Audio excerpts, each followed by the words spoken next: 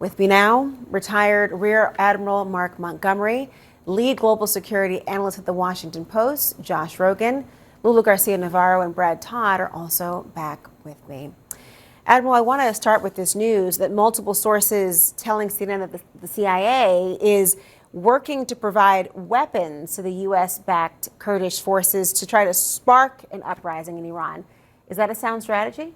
Well, I'm not sure if the Kurds are going to be the right source, but I'll tell you the two times I've been involved in air-only operations that were eventually successful were Libya in 2011 and Kosovo in 1999. In both cases, there were armed insurgencies on the ground, 50,000 plus, either the KLA in Kosovo or the former army forces in Libya.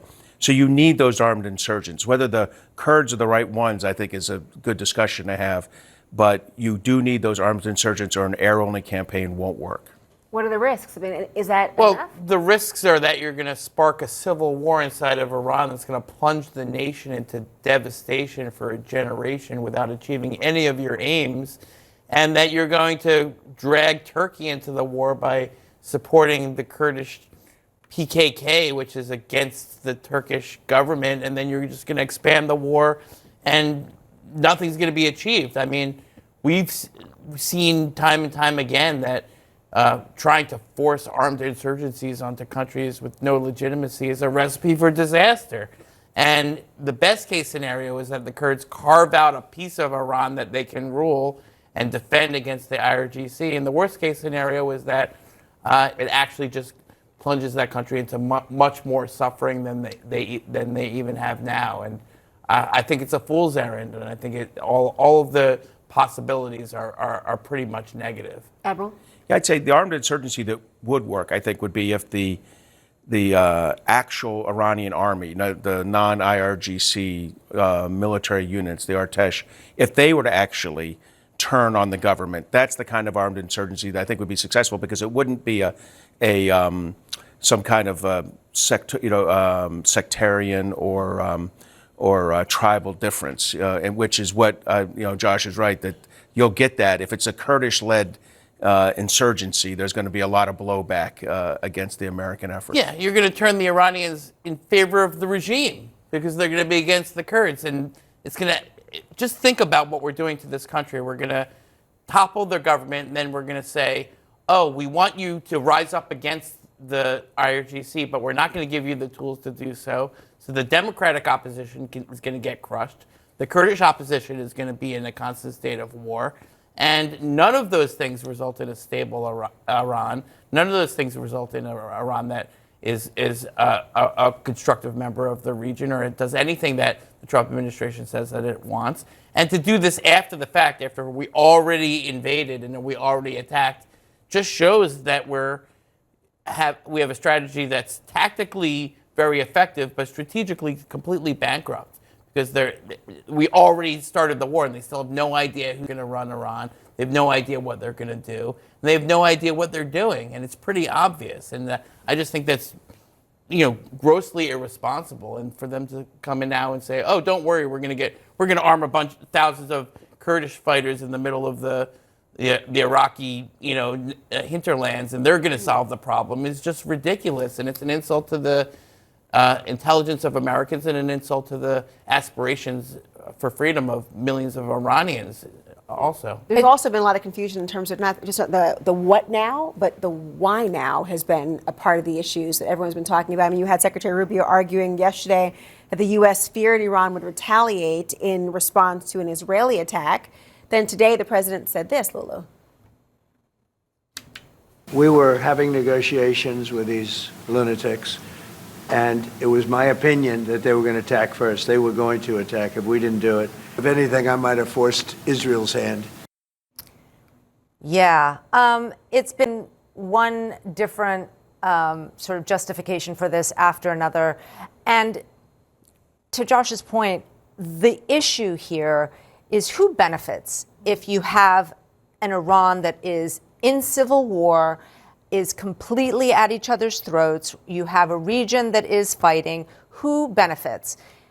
Israel benefits. And so at this point, you have to ask, what is the strategic aim that the United States has here? And how does America benefit from this? Having an entire region plunged into conflict. We've seen this movie before, and it doesn't end very well for us. So I'm just very curious. I have yet to hear an explanation from the administration as to how this helps the United States in any way, shape, or form 2 weeks from now, 3 weeks from now, 3 years from now. Not the kind of question you want to ask politically in a midterm election year. Well, wait a minute. The region has already been plunged into conflict because of the Iranian regime. They funded Hezbollah. They funded Hamas. They've attacked American troops in every place they're stationed there. Now they've lobbed missiles at almost every Arab country to their neighbors.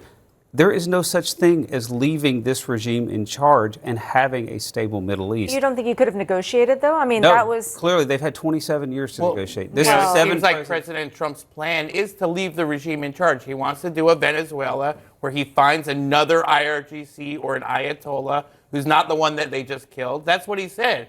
So the plan is to leave the regime in charge. A decapitated, so according to you, that's a terrible plan. A decapitated regime that has no more missile launchers, no more capabilities from building missiles, no more Navy, no more nuclear program. That's a much better scenario for us than what Barack Obama did in 2009 when the Green Revolution happened in Iran, and he left them completely helpless. And then he sent pallets of cash. He sent pallets of cash to Iran. President Trump sent tomahawks to Iran. I'll take the tomahawks. Admiral, President Trump says the U.S. will provide insurance to tankers in the Gulf. And, quote, if necessary, the United States Navy will begin escorting tankers to the Strait of Hormuz as soon as possible. There is danger, obviously, in that mission. But to the larger point we're talking about at the table as well, I mean, what is the likelihood that the United States could trust that there could be autonomy for the Iranians? So first, I'd say on this Straits of Hormuz, getting rid of their Navy is good, but that was really not what was threatening the Straits of Hormuz. The two things threatening the Straits are mines, which you and I could get in a bog hammer and go lay some mines if it was necessary. And it's not like the Iranians are like, we're going to conform with like a Geneva Convention for mine laying. So it was this random mine laying still out there. We're really going to have to do a lot more rubbleizing of the naval areas before we can know they're gone. And the other is cruise missiles. And those really put our ships at risk from that short range of shot. So that's going to be I think it's a couple weeks before we can set the conditions to do convoy escorts. And that's a couple more weeks of really hitting things hard, which is why Dan Kane says this is a 3, 4, 5 week kind of mission set. And even then, I don't think the Joint War Council, which is the group of maritime insurers, are going to go along with the U.S. plan here to provide like an insurance of last resort through the DFC. I think they're going to continue to consider it a listed area, which is going to stop anything other than shadow fleet ships of the Iranians from trying to transit the Straits, and we won't be escorting those ships. Last word? Yeah, it's clear that this war is expanding, it's escalating, more countries are getting involved, and it's going to have an increasingly damaging effect, not just on the Iranians in the region, but on the U.S. economy. And what the Iranians are betting is that they can take more pain than the Trump administration is willing to take, and that the American economy is willing to take. It's a war of attrition where everybody loses. And in a race to the bottom, our plan is that the Iranians are going to yield, but I'm not sure that that's going to be the case. Admiral Montgomery, Josh, thank you both. Lulu and Brad, please stick around. We have a lot more ahead. We're waiting to hear from State Representative James